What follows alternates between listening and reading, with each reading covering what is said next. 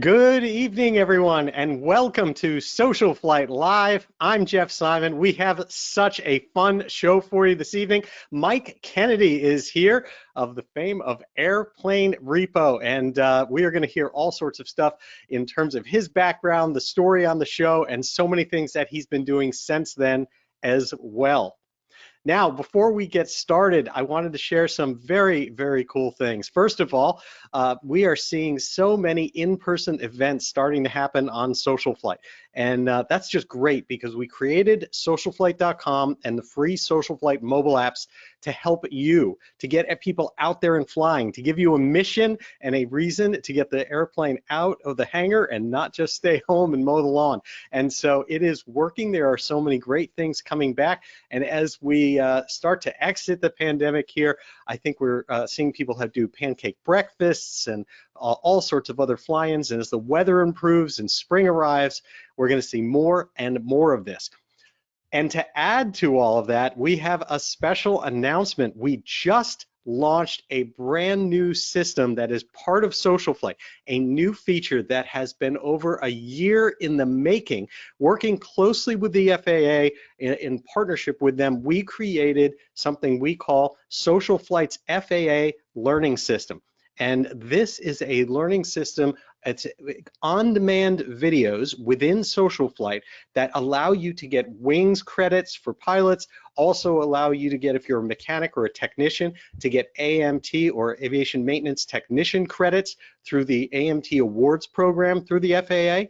And for those of you who either are or know an AMP-IA, an inspection authorization person out there, every year, one of the methods that all those IAs renew their certificates is by getting 8 hours of approved continuing education and getting certificates for that.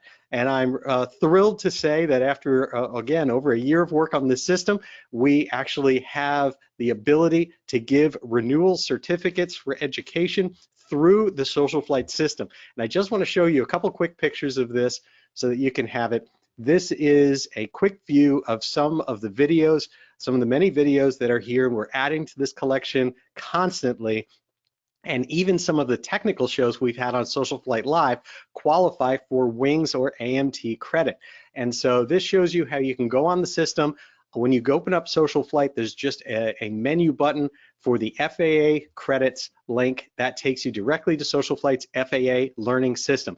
Again, this is completely free and it is here for you to help you get a new way of doing on-demand whenever you want to watch, however you want to watch, and be able to get out there and see some great programs, get wings credits, get AMT credits, and if you're an IA, it'll also print certificates that you can then bring to the FSDO, the Flight Standards District Office, for renewal. So very, very excited about that and just wanted to share that. I'd also like to thank, as part of all of the people that have been putting together content for SocialFlight's FAA learning system, Continental Aerospace Technologies, Whip Air, Aspen Avionics, Tempest Aero, and the FAA safety team themselves, as well as many flight standards district offices that are producing their own content for this system.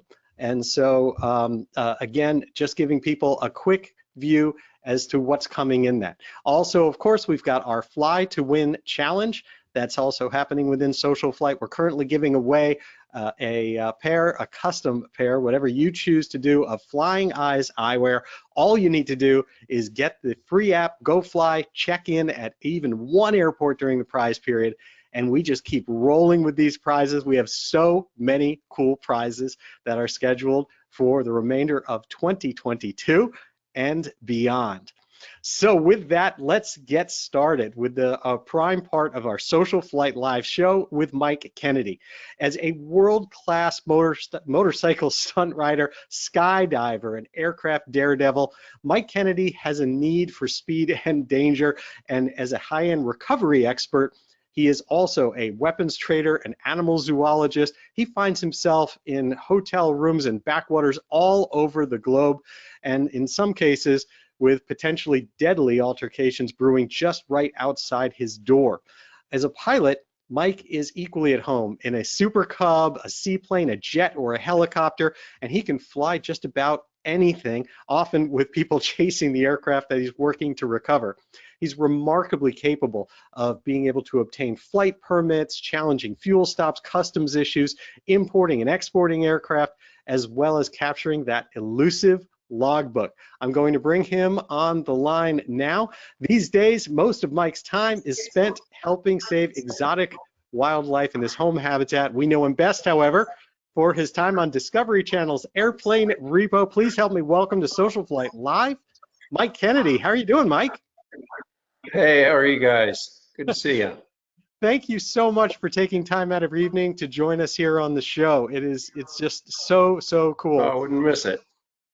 I was thrilled to get a chance to see you at the the Living Legends of Aviation event, and I'll tell you, I'm a huge fan of watching the Airplane Repo shows. I know a lot of our fans are.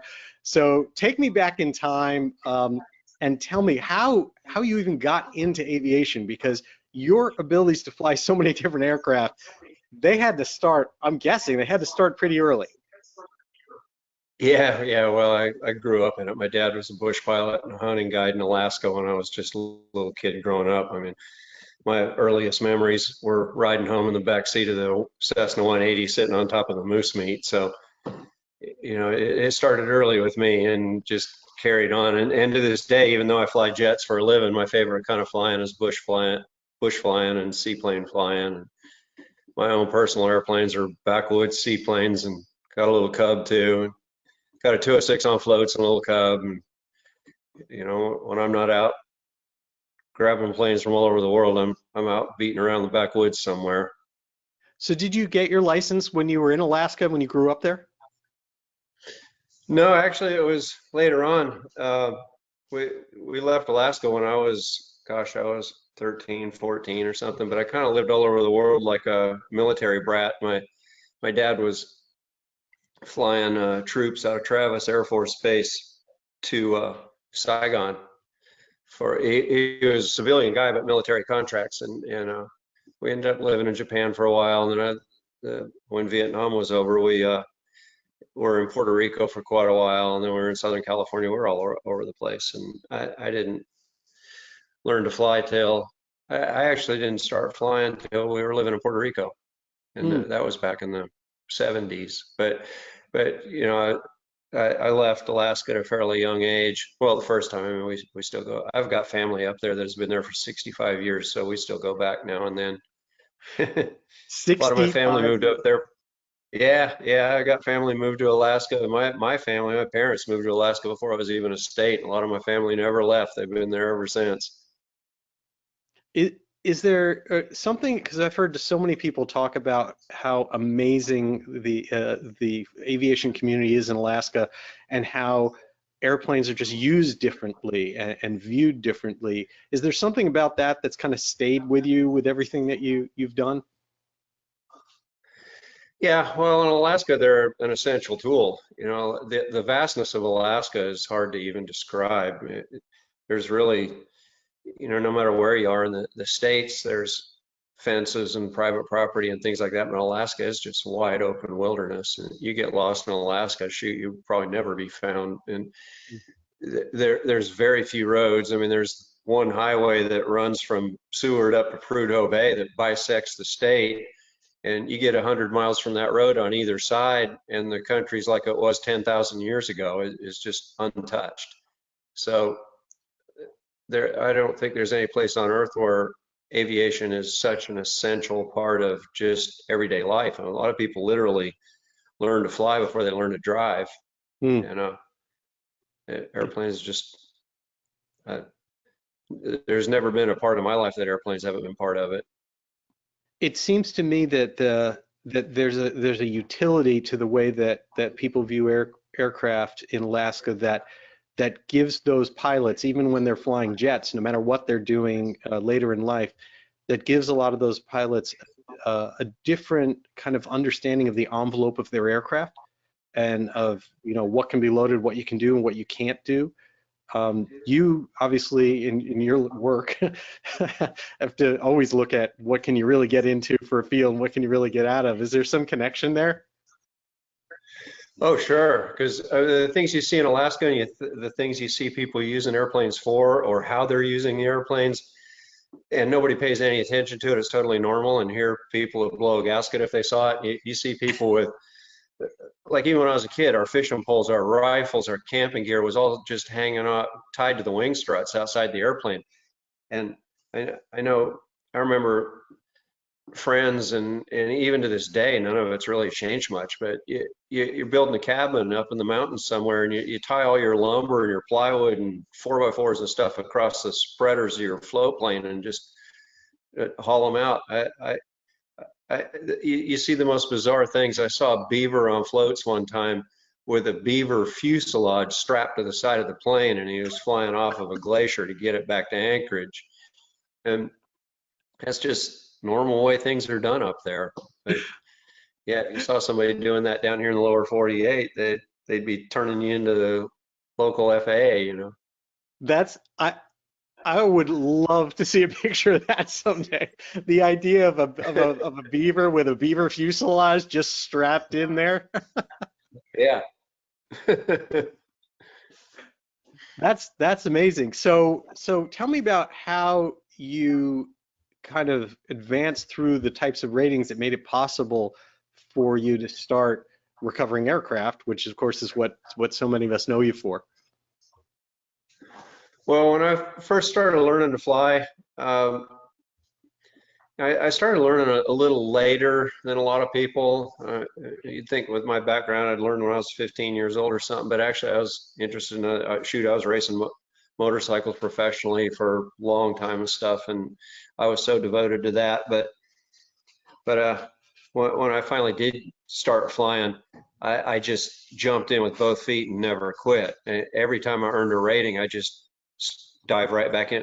I went from private to instrument to commercial to multi-engine to ATP, and then started earning type ratings. And I don't think I've ever taken a biannual flight review because I was always just getting another rating.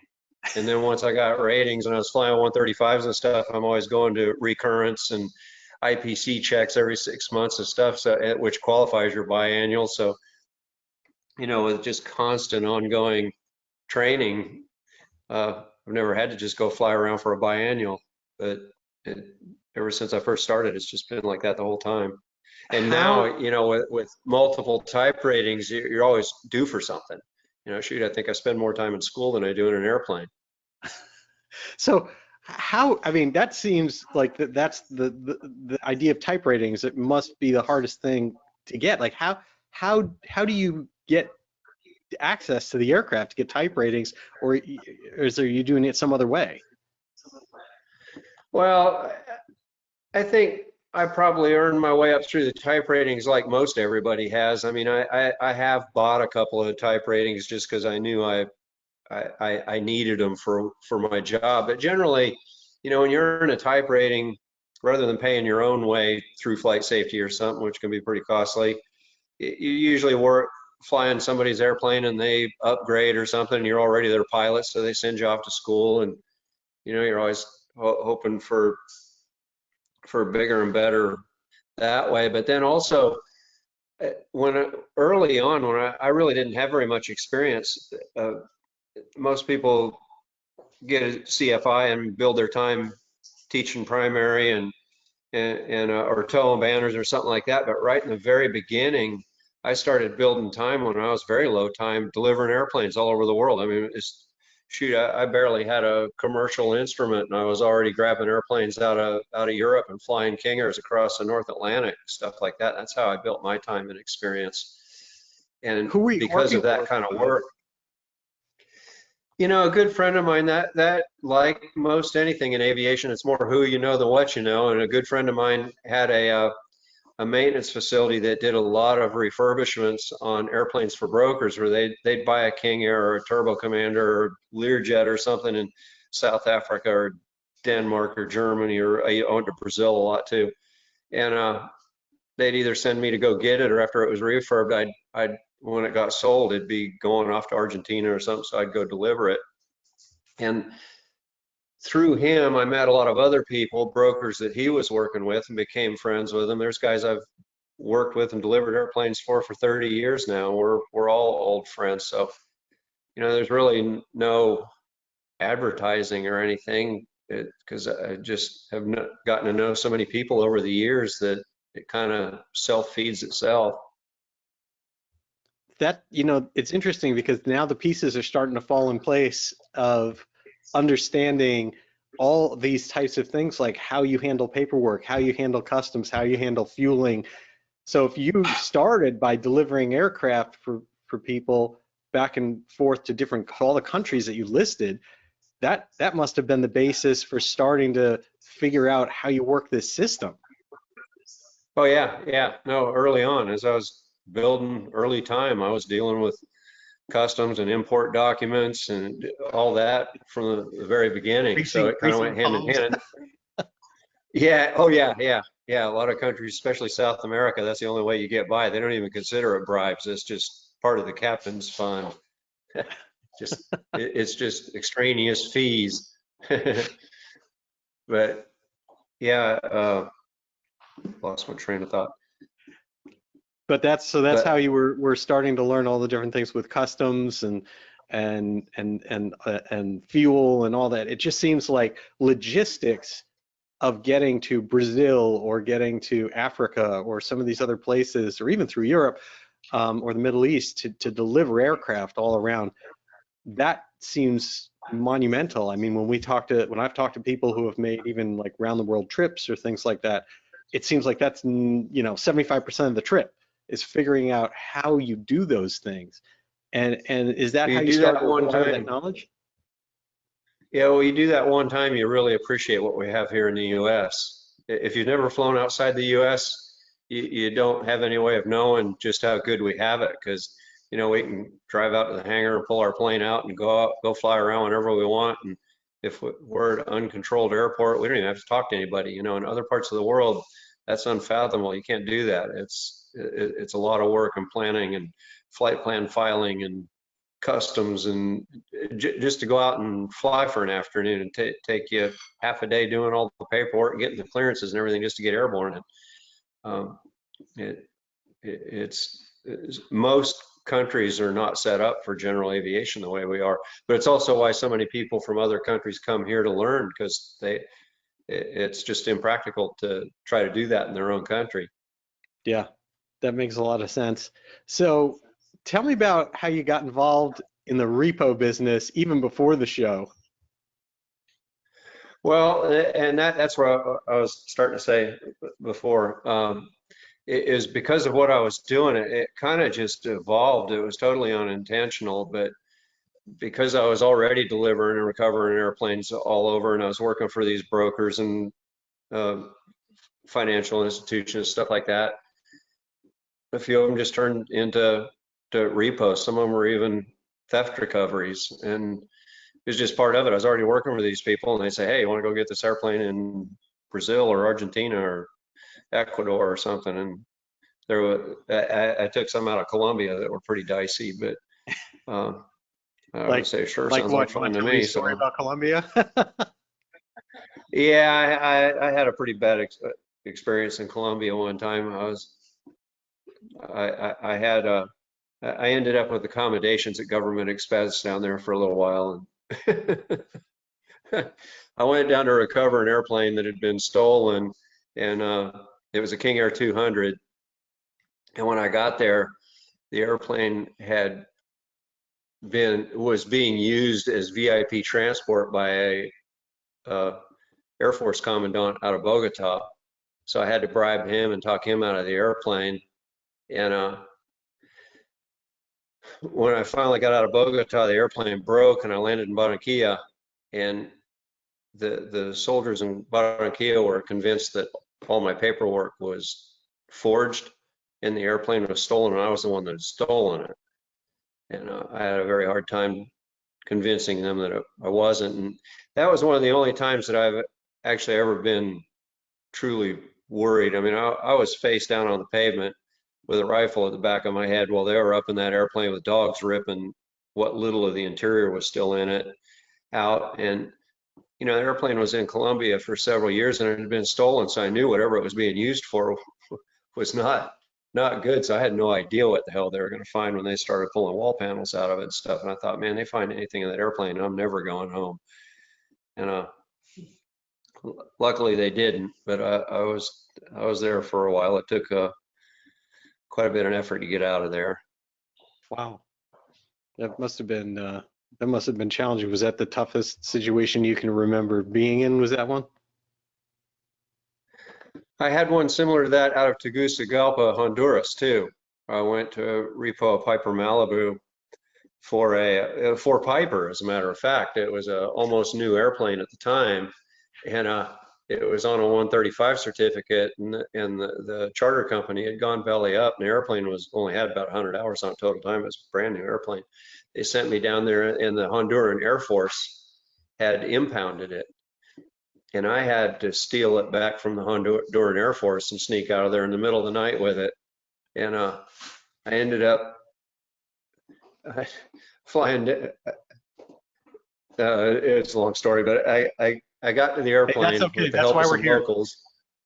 Yeah, yeah. I got to the airplane with the help of some locals, and there was no battery in it. It was buried in the back of the hangar. It had a couple of tugs parked in front of it, and there was no battery. So we towed it out. We snuck it out onto the ramp and jumped it off with a tug. I got it started, and it was middle of the night, and I just went blasting out of there with it. And I flew down, just flew down valleys till I got over the Caribbean before I climbed up to altitude. The trouble with flying an airplane with no battery is even though it's running on mags and generators are working, all that, the battery works a lot as a voltage regulator. It kind of dampens voltage surges and stuff. So about the time I got up to altitude, I was 18,000 feet or so, and it popped a current limiter and the whole airplane went black. I had nothing, no instruments, no lights, and I was hoping to make Tampa, but now of course I had no way of navigating. I didn't have anything, and I didn't know what my fuel consumption was. So I thought, well, the only thing I could do is just follow the coast of Belize north, and I knew where Cozumel was, that it's just island right off the tip of the Yucatan. I could just find Cozumel. Can't talk to anybody, don't have any radios, but I'll just come in high and circle down slowly. So surely they'll have me on radar and, kind of create a commotion, but at least it won't be a surprise. They'll know I'm coming down. I'll just have some explaining to do when I land. But I got over Cozumel and started circling down, and they shut all the lights to the airport off. Just everything went totally pitch black dark. So I was like, well, I don't know what the hell to do now. I couldn't go on to Tampa, no way of even knowing how to get there. So I free fell the gear because I didn't even know if I could get the gear down. And it was kind of a starlit night, and that the runway in Cozumel runs perpendicular to the beach. So I kind of got out over the water and just kind of picked the darkest pitch black dark patch of land just off the beach and figured that had to be the runway. I hoped it was the runway, and just kind of set up a glassy water approach like you would in a float plane, and just kind of eased it on down and waiting for my wheels to touch, if the wheels were even down. And lucked out, wheels were down, and it was a runway. So I touched down, but as soon as I touched down, all the lights came back on. The soldiers were out there, and I thought, oh boy, here we go. It's just like being in Colombia again. Yeah. They came out, they're searching the airplane, they're asking me all kinds of questions. I told them that I'd had an electrical failure. There's no way I could talk to them. It was an emergency situation, all that. And about that time, one of the soldiers had opened up the cowling and discovered there was no battery on board. And now they weren't believing anything I was saying, because now they're saying, why the hell would you be flying this airplane with no battery in it? And so they drugged me off and locked me up in a room just like in Colombia. And by the next morning, one of the soldiers came into the room where they had me locked up, and they had, by that point, they had discovered that the Honduran Air Force was looking for that airplane. So at that point, I had to get the U.S. consulate involved, and they managed to convince the Mexicans that once I was out of Honduras, it was not their airplane to start with. They had no jurisdiction over anything, that they had to let me continue on. So after a couple of days, I guess they got tired of me, because they took me out to the airplane and said, go on, just get out of here. But there's no battery in it. So I was trying to buy a battery. There's no batteries in Cozumel. There's no maintenance in Cozumel or Cancun. I still fly there pretty regular. There's no maintenance, no hangars, no nothing there. So I asked the guy if I could borrow one of his soldiers, if he could drive me down to auto parts store. If I got 2 car batteries, I just hook them up in series, get 24 volts out of it. He goes, "You can't do that. That's not safe." I said, "Well, how the hell do you think I got it started to start with to get here?" So finally he said, I think he was just tired of me. He's like, "Yeah, he turned around to one of the soldiers and said, just take this guy, get him whatever he needs. Kind of like, just get him the hell out of here." So I fired it up on 2 car batteries and flew it to Vero Beach and gave it back to Piper.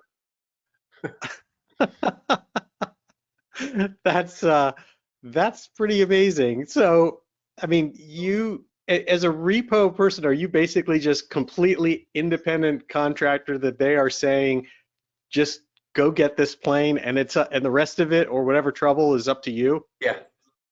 Yep, pretty much.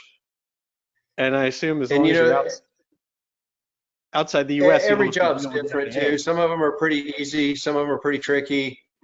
Some of them really don't require much of anything. They've already got everything totally arranged. They just need me to go fly the airplane back. Some of them, they don't even know where the hell the airplane is. So everything's up to me. So yeah, it's all across the board. Wow, that's amazing. Now, you've been doing this for a while before you got approached by Discovery Channel? Yeah.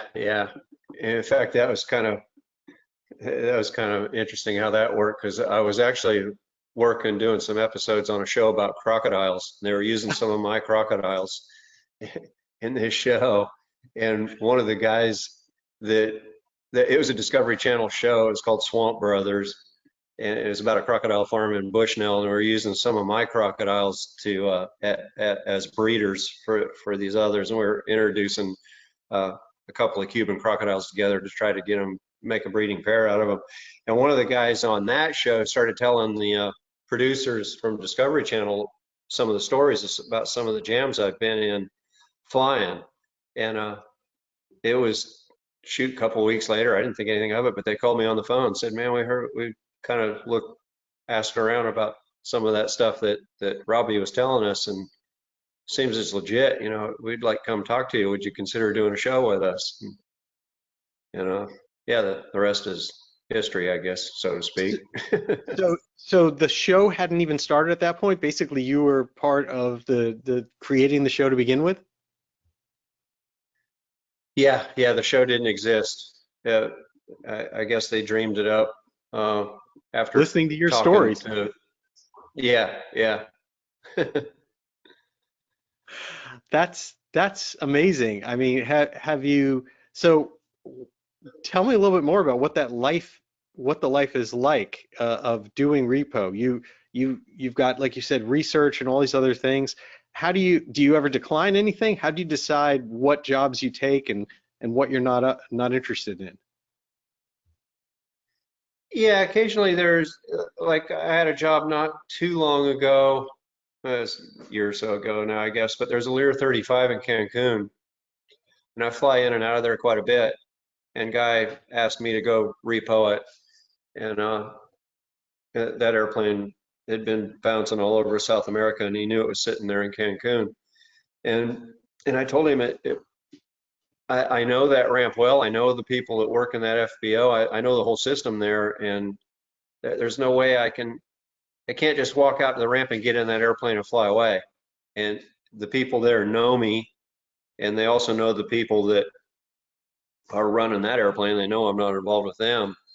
So I just don't see any way that I can make that. I mean, you got soldiers with machine guns hanging around out there. You don't just go out, jump in an airplane and blast off. So yeah, occasionally there's a situation that I just don't see any way around. That was one of them. I mean, most of the time there's a way to get around it. But what complicates it when you're someplace like Mexico or somewhere in South America is, here you've got notices of default and power of attorney showing that you're the one in charge of the recovery and the mortgages on the plane and stuff like that. But you get out of the country like that, nobody cares about that. They're playing by their own rules down there. So it doesn't help you a whole lot.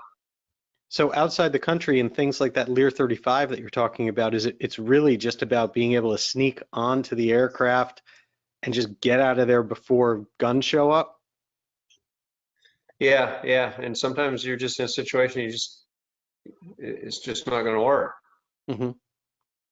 Wow, that's definitely crazy. So tell me about what it was like when you started working with Discovery Channel on the show. That you're starting to mix doing your job with production, and I assume so a little bit of script encouragement and things like that. What what changed when they got involved? Oh, everything.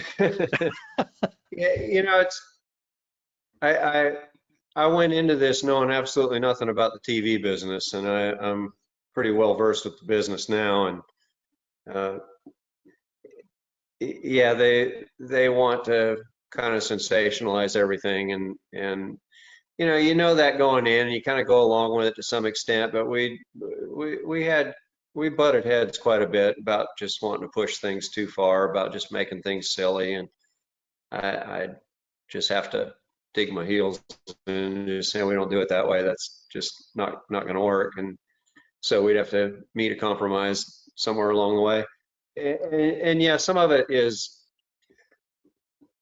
I think the biggest problem is that I wanted to keep everything real, but oftentimes I'd have jobs that I'd have something come up that I knew was going to be a really good job, uh, something really interesting that'd make a great episode, and I'd call them on the phone and they'd say, well, we're not scheduled to work with you right now, and uh, we're off doing something else, whatever it is.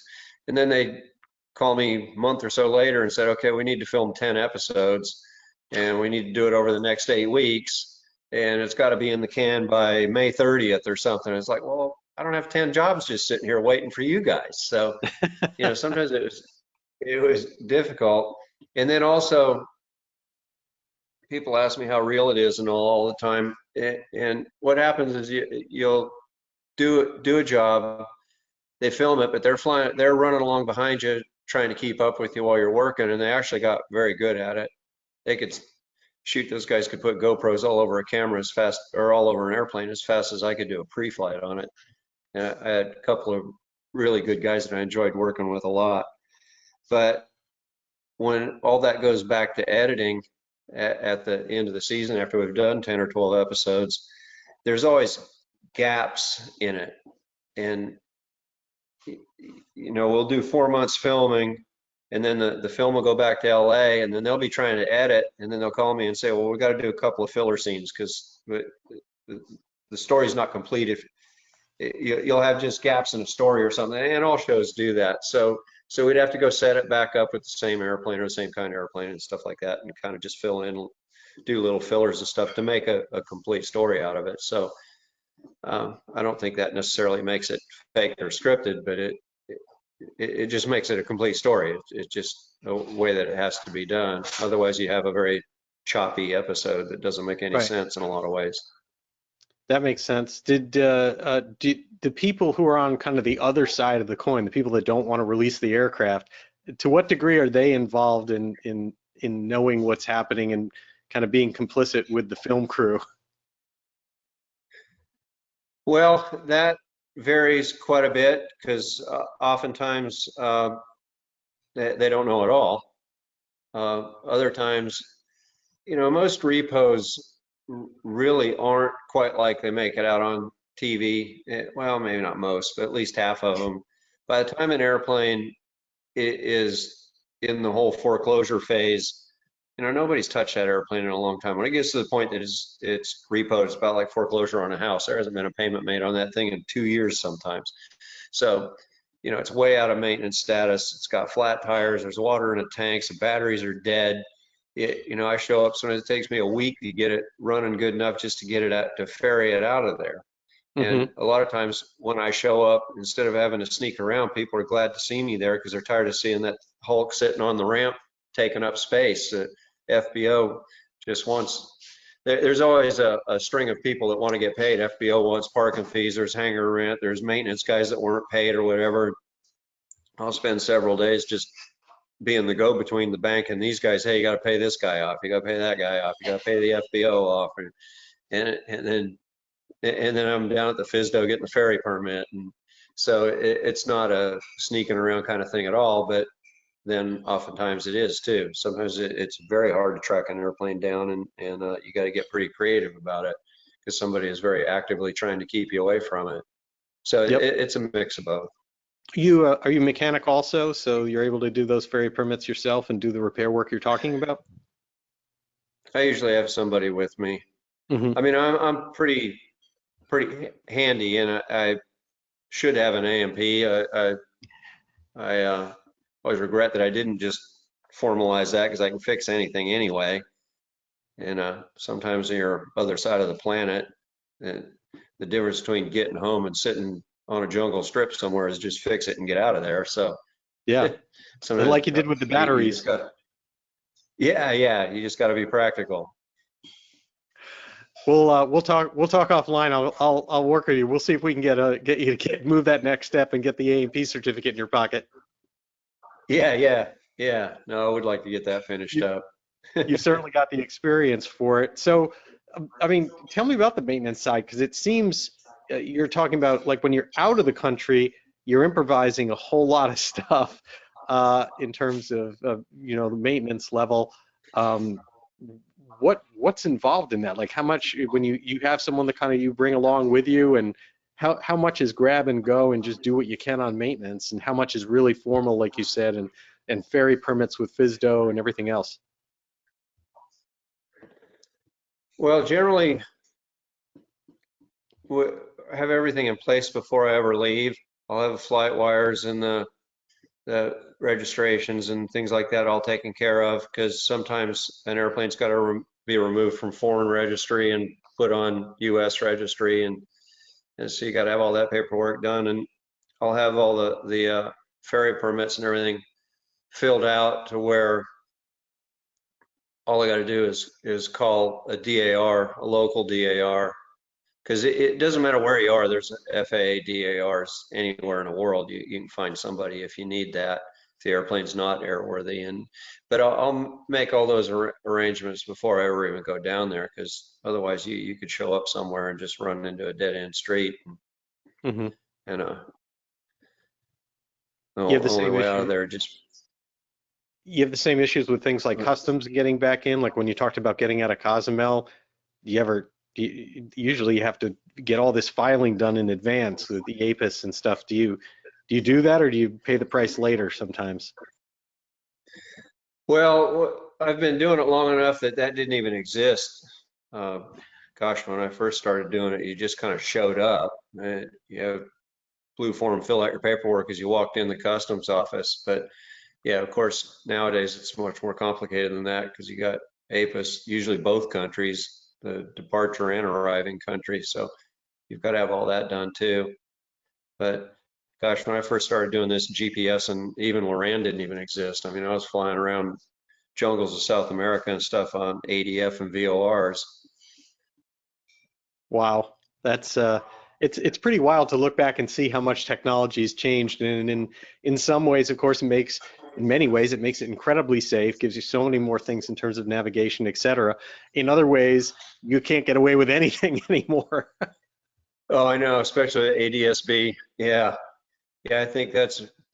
I mean, they kind of sold that to us as a way of making things more efficient and more safe, but I think it's just a way that they can keep a sharper eye on us. You can't, no matter what you're doing, they know exactly what you're up to all the time.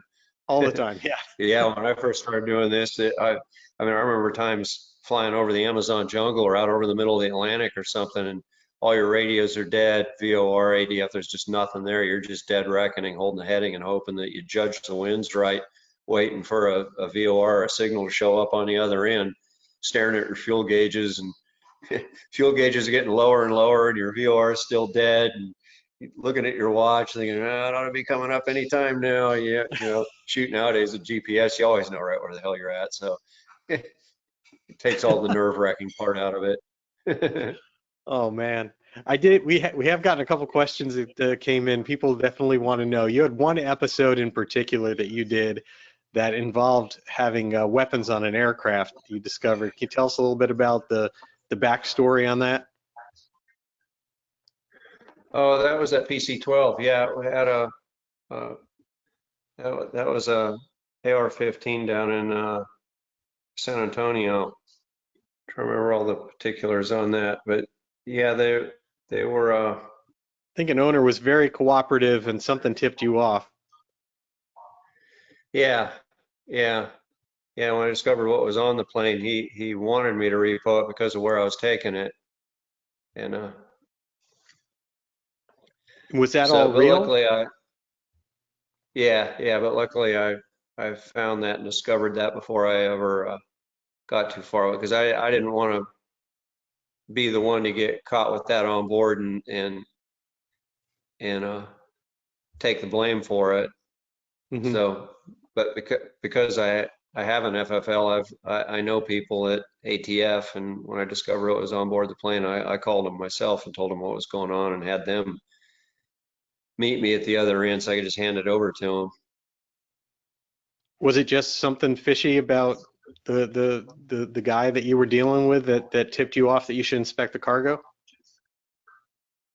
Yeah. Well, he was too cooperative, and then the airplane was fully loaded with freight too. You know, why would you be willing to give an airplane back for a repossession? He was making it out like he was getting revenge on the people he worked for. He just wanted to give the airplane away to kind of get back at them. But why would you send an airplane back for repossession? Was loaded with freight, and then it was so, it was so heavy. The airplane, obviously, just by the way it was sitting, was overweight. So that's why I opened the boxes to see what it was. And then, yeah, as soon as I noticed that, but you know, things like that happen. Shoot, I had an airplane one time that a Cessna Caravan that had a load of snakes in it, exotic snakes, and the same sort of thing. I pulled the crates out because I just thought it was kind of strange, and there was cobras and rattlesnakes and pythons and things like that in it. And I was delivering that airplane to an airport in Florida, so I called some people I know of Fish and Wildlife, and and told them I was coming in with that so they could kind of head off and get the people that were meeting the airplane. The interesting thing about that is that the because I work with wildlife myself and have an animal sanctuary, is those very snakes. When Fish and Wildlife compensates animals like that, they place them somewhere. And so when that was all over with, they just asked me if I'd take the snakes in, and I still have them. Wow. I want to get to that before we leave the aircraft side though. I have to ask you. We were talking. You said you got about 15,000 hours, and the type rating list that you that you listed out was incredibly impressive that you maintain. I mean, you said Hawker, Lear, Citation, Jetstream, Brasilia, and even a B-17. Yeah. Like you can fly just about anything. Do you have any like specific stories on those big aircraft? Anything your favorite out of a list like that? Yeah, I flew the Memphis Belle a bit, the B-17, and that was really an honor to be asked to help crew that airplane. We're fly, Unfortunately, I didn't get to fly it very much because about the time I got checked out in that plane was when 909 crashed a couple of years ago, and Yeah. it brought so much scrutiny on the whole warbird world, and especially warbirds that were given rides, that it kind of shut everybody down. And then the way that we were generating revenue for that airplane to keep it on the road was giving rides at the air shows with it. And there's just no way to pay for it by just having it show up and just sit there. So it kind of shut everybody down. So it was a real shame. It's just sitting out in Palm Springs right now in California. But yeah, it was a real honor to be asked to fly that airplane and earn a type rating in that airplane. But man, that thing is a lot of 54,000-pound airplane with a tail wheel and 4 engines. It's like flying a dump truck with flat tires. It is it is a beast. It is a lot of work. There's nothing easy about flying that thing, but it's really fun also. I think the hardest part of that airplane is just taxiing it down a taxiway because it wants to do anything but go straight. And you taxi it with a lot of differential thrust, but it's so hard to anticipate because it'll be yawing off to the left, so you give it a little bit of power on the left side, but by the time it starts, you even think that it's starting to come back to the right, you've already waited too long, it's coming to the right too far. And you just end up sashaying and S-turning all the way down the taxiway. And when you land, you just let that thing roll out because you even touch the brakes, it is all over the place. It's so hard to keep that airplane going straight. The only time it's not too bad is on takeoff, because when you're up at full takeoff power, there's enough airflow over the rudder that it kind of stays fairly straight. But it's a lot. It's a lot of work. You don't, until that thing's sitting with chocks on the wheels shut down, you're on it. It's kind of awe-inspiring when you think of how young and how many pilots like learned and flew those during the war. And so Oh, I many of know. them, I when know. you think about how hard it is, as you described it, to fly it. I know. I think about that every single time. A couple of years ago, myself and several guys flew Tycho Bell up to Oshkosh, and that was one of the original D-Day Normandy invasion DC-3s or C-47s. And same thing with that. I thought of the young people that flew that airplane, and we all took turns flying it because it took a long time to get up there. When I'd be sitting in the back, I'd be thinking, man, the stories that airplane could tell, all those guys that parachuted out of that plane that night, going in there, and how many of them never saw home again. And just the ghosts in that airplane. You think about that a lot. Mm, it's really, truly amazing. On the jet side of that, any favorites in the list of what when you have a chance to go fly something? If you get a job, is there any one type of plane that puts a smile on your face that you're going to go get? I've got experience in a lot of different jets. I'm typed in several, and then several I've flown quite a bit, even though I'm not typed in them, like L-39s and stuff. But really, of all the airplanes that I'm typed in that I enjoy it, I used to really like the old 20 series Learjets, just because they were just such flipping hot rods. And unfortunately, they don't even exist anymore. But I think now Lear 60 is probably my favorite of all the jets that I fly, because it's big enough that it's comfortable. You can stand up in it, walk around. It's got a real bathroom in the back, but it's powerful enough that when you roll the power up on that thing and it spools up, it really kicks you in the back of the seat, and it accelerates hard. That airplane's got a lot of power, and it's just a lot of fun to fly. Of all of them, it's not driving a school bus. It's a hot rod. Some of the bigger airplanes, Challengers and stuff like that, I mean, they're kind of cool airplanes, but there's no real joy in flying them like there is in a 60. That's awesome. That must be really that must be very, very cool to feel that. That's an aircraft I certainly haven't flown in, and I can only imagine feeling the kick in the pants, putting the throttles to the wall in a 60.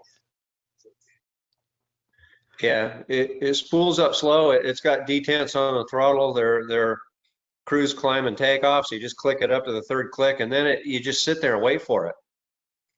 And then all of a sudden it just smacks you in the back, and all hell breaks loose, and it's such a cool feeling.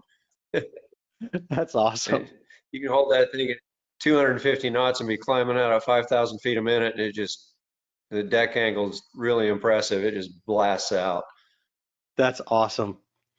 So you started to talk about it when you mentioned that you had all these snakes on board on one of the Repo planes that you were talking with, and that brings us to something that's I know is near and dear to your heart, and that's the wildlife rescue and all the work that you do down there. Now, you had told me you have been involved with exotic animals for as long as you can remember. So coming out of Alaska, when did that start? Well, early on with my dad being a bush pilot and a hunting guide, he was dragging home stuff, orphan bears or baby moose and porcupines, wolf pups, and just, You were adopting and wolf pups, porcupines, and baby bears? well, he'd find stuff, and we'd end up dragging it back to Anchorage, and I mean, we wouldn't take them home and raise them, but I mean, like he brought two bear cubs home one time, not home, but brought them in off of a mountainside because somebody had shot the mother, and they ended up down at the Seattle Zoo. But we had a moose and a baby moose in the yard that was fenced in for a while until we found a home for it too. But yeah, she'd always had a porcupine in the garage or something. Yeah. And then once we left Alaska, we were living in California, and I was real fascinated. I think my fascination with reptiles came from growing up in Alaska, and there wasn't any. So to me, it was just something I'd never been around. So I was super intrigued by them.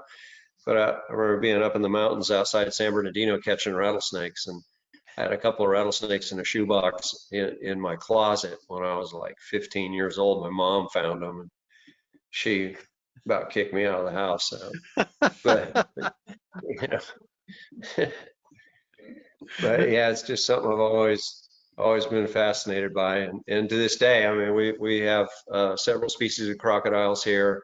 We have a white tiger. We've had quite a few cats over the years. We had a leopard for 19 years. We had a cougar for many, many years.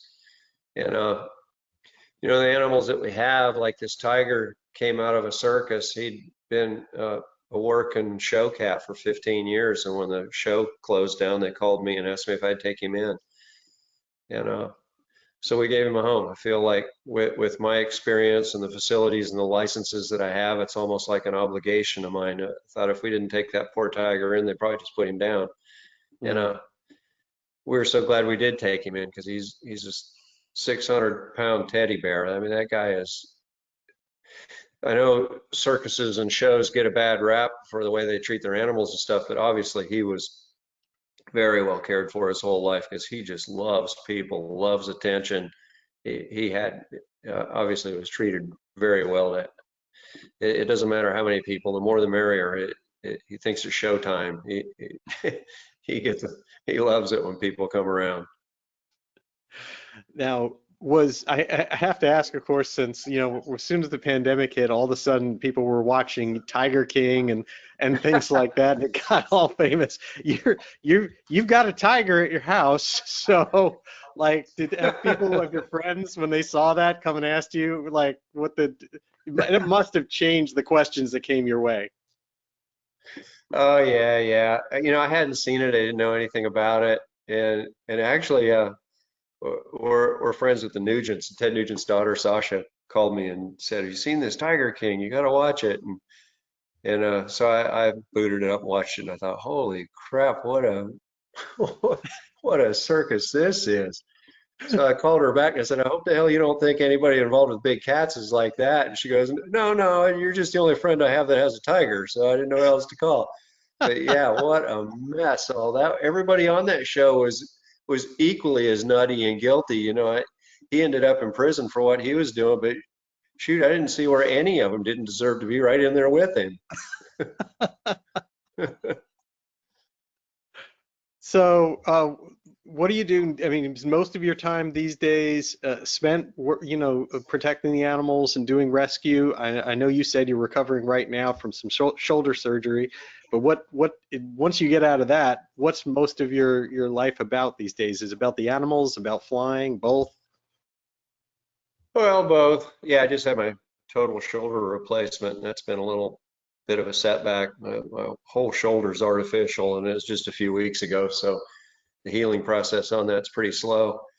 But actually, what's become a real passion, as much as we love taking animals in and giving all kinds of wayward animals homes, we tend to take the animals in that nobody else wants. Everything here is all the stuff that's not cute and cuddly, you know, the crocodiles and venomous snakes and things like that. Although we do have some raccoons and stuff too, but I've gotten to know a few people in Africa, and we've done some work over there, and I know an aircraft manufacturer over there in a Southern African Wildlife College and Sands Parks, and the people that run Kruger Park, and so we've gotten very passionate about helping with the poaching situation in rhinos, because just in Kruger alone they're losing about 1,200 rhinos a year, and it's the birth rate, the poach rate far exceeds the birth rate, and at the current rate they're going, there won't be a rhino left in Africa within about another 6 years if Oh something my isn't God. done about it. And aviation plays a very key role. Bush planes, which just happens to be my favorite kind of flying anyway, patrolling the parks, like the bit of flying that I got to do over there, we fly very specific grid patterns over an area called the Joint Protection Zone, because for the longest time, the government didn't want any outside help, even though they were totally overwhelmed. And they finally got to the point that they do have private entities like Southern African Wildlife College teaming up with SAM parks to fly over these areas, and so they call it Joint Protection Zone. But we fly very specific grids over very specific sections, looking for rhinos, elephants, carcasses, and any signs of incursion into the park through the boundaries or whatever. And if we see anything like that, we drop a pin on our iPads. We've got a program set up just for that, and we don't radio anything in, because that's exactly the information the poachers are looking for, and they've actually gotten pretty sophisticated about it. So when we land, we fly 4-hour shifts. So when we land, we email all that information back in an encrypted format back to SAM Parks, and they dispatch their A-stars with dog teams in them. They'll have a pilot and a dog team in the helicopter, and they'll go out to wherever that incursion was and pick up the trail. And once they let the high-speed dog pack out, whoever it is isn't going to make it very far. Those dogs run 40 miles an hour through the woods, right through prides of lions or anything. Nothing stops those dogs. And it doesn't take them long at all to catch the poachers that way. And between the helicopters, the bush planes, and the dogs, it's made a dramatic difference in the success rate of apprehending poachers. That's amazing. I'd never heard that they use dogs to do that. Oh yeah, yeah. The dogs are very key. Yeah, actually all three aspects. You couldn't do it without the helicopters, airplanes, or the dogs. Wow. What you mentioned, of course, that the small aircraft, the backcountry is your favorite. Do you have a favorite kind of backcountry plane? You know, I do actually. I'm very fond of carbon cubs, and a lot of them are used in Africa. In fact, that was like a dream come true to me. As much as I love bush planes, to actually be flying bush in Africa was like, you couldn't be more ultimate than that. Flying down Crocodile River, looking at herds of elephants bathing in a river and stuff, some flying along 50 feet off the water in an airplane. Is just that was just an all-time goal, a lifetime goal to see that. And carbon cubs, huskies, super cubs, but carbon cubs are probably my favorite. Cub Crafters builds an incredible product, and they're really cool people too, and they're very involved in trying to help out over there, supplying airplanes and parts and support. It is amazing, and that whole world of kind of backcountry flying has such an incredible freedom to it that it just must be just an incredible adventure, especially as you mentioned in Africa. Yeah, yeah. No, that was a lifelong dream to be able to fly bush in Africa, and I can't wait to get back. So anything next coming for you? I know that we're going to see you down at Sun and Fun. That's only a few weeks away. So that'll be cool. What's next for Mike Kennedy? We'll be at Sun and Fun. We'll be at Oshkosh, and hopefully we're working a bit on being back at Reno next year too. Awesome. I've had a bit of I've got unfinished business at Reno. I've been through PRS in the T6 class. I've been through PRS in the Formula One class. and I've flown that racetrack many times, and there was always something came up, airplane broke, circumstances, whatever, but I've never actually flown the race in the 3 years I've gone out there and put in all that effort, and I've got to get out. Hopefully this will be the year. That'll be awesome. Well, Mike Kennedy, thank you so much for joining us here on Social Flight Live tonight. It's been wonderful to hear both your aviation stories and everything that you're doing for wildlife rescue of exotic animals, and then of course putting both of those together in Africa. It's wonderful work. Appreciate everything that we get to see back when you were on the show, and it would be so cool to get to watch more of that if it's ever going to come back in the future.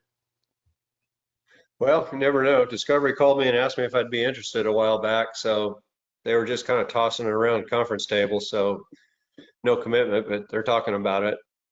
That would be awesome. Well, I look forward to seeing you again very soon again down at Sun and Fun, and I'm sure We'll be there. To each other down there. And again, thanks for coming here on the show on Social Flight Live. Hey, thanks for having me. This was fun. Absolutely. I'll talk to you soon. All right. See you at Sun and Fun. And to all of you, thank you so much for joining us here for another episode of Social Flight Live. Next week, we have on Tuesday, March 22nd, record-setting pilot Bruce Bohannon is going to join us here. He has been also put into the Texas Aviation Hall of Fame, which is awesome. So a lot of great stories coming from Bruce Bohannon. Following that, on Tuesday, March 29th, legendary aviatrix and writer Martha Lunkin is here, and we're going to talk about a lot more than just bridges. So it's going to be another great show on Social Flight Live. Until next time, thank you again so much for joining us here, and I wish you all blue skies.